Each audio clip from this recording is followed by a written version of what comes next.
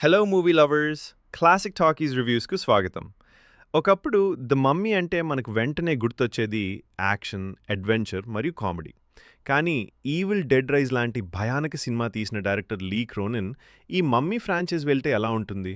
నిజంగానే ఆ ఊహే భయపెడుతుంది గదూ. మరి 2026లో వచ్చిన ఈ కొత్త ద మమ్మీ మూవీ ఆ రేంజ్లో భయపెట్టిందా? స్పాయిలర్స్ లేకుండా ఈ 2 నిమిషాల్లో చూద్దాం. కథ విషయానికొస్తే ఈసారి ఇది ఈజిప్ట్ ఎడారిలో కాకుండా ఒక ఇరుకైన, చీకటిగా ఉండే మోడ్రన్ సిటీ బ్యాక్‌డ్రాప్‌లో జరుగుతుంది.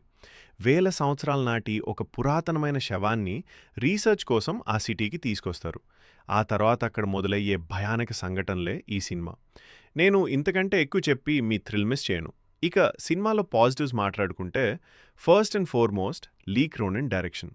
ఈ సినిమాని ఒక రెగ్యులర్ యాక్షన్ మూవీలా కాకుండా ఒక ప్యూర్ సైకలాజికల్, లాజికల్ హారర్ థ్రిల్లర్‌లా మార్చేశాడు.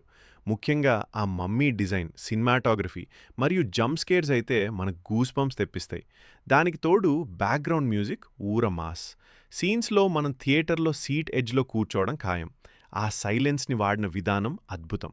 మరి నెగెటివ్స్ ఏంటి అంటే ఫస్ట్ హాఫ్ కొంచెం స్లోగా స్టార్ట్ అవుతుంది. క్యారెక్టర్స్‌ని ఎస్టాబ్లిష్ చేయడానికి డైరెక్టర్ కాస్త ఎక్కువ టైం తీసుకున్నాడు లైట్‌గా అనిపిస్తుంది. అలాగే పాత మమ్మీ సినిమాల్లో ఉండే ఫన్, యాక్షన్ కోసం వెళ్తే మాత్రం ఖచ్చితంగా డిసప్పాయింట్ అవుతారు. ఇది పూర్తిగా dark and bloody horror movie. నా ఫైనల్ వర్డ్స్ ఏంటంటే మీరు హారర్ మరియు సస్పెన్స్ థ్రిల్లర్స్‌ని ఇష్టపడే ఖచ్చితంగా ఈ సినిమాను అస్సలు మిస్ అవ్వకండి.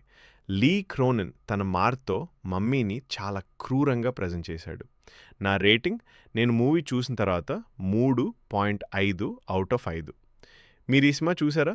మీకెలా అనిపించిందో కింద కామెంట్స్‌లో చెప్పండి. ఇలాంటి ఇంట్రెస్టింగ్ రివ్యూస్ కోసం మన క్లాసిక్ టాకీస్ రివ్యూస్ ఛానల్‌ని సబ్స్క్రైబ్ చేసుకోండి. ఇంకో పర్ఫెక్ట్ హారర్ మూవీ మీకోసం తీసుకొస్తాను.